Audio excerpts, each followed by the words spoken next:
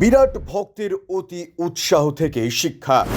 হায়দ্রাবাদ ম্যাচের আগে বাড়ল নিরাপত্তা।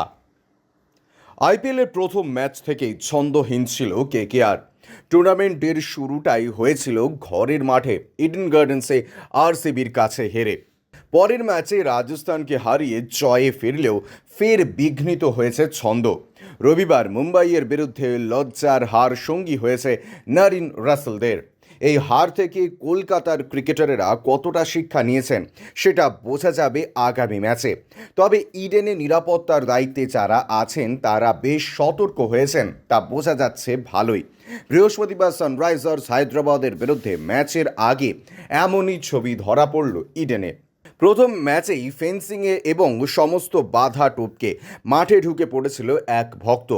ঋতুপর্ণ পাখিরা নামের ওই ভক্ত এরপর গ্রেপ্তার হয়, জেল খাটতেও হয় তাকে।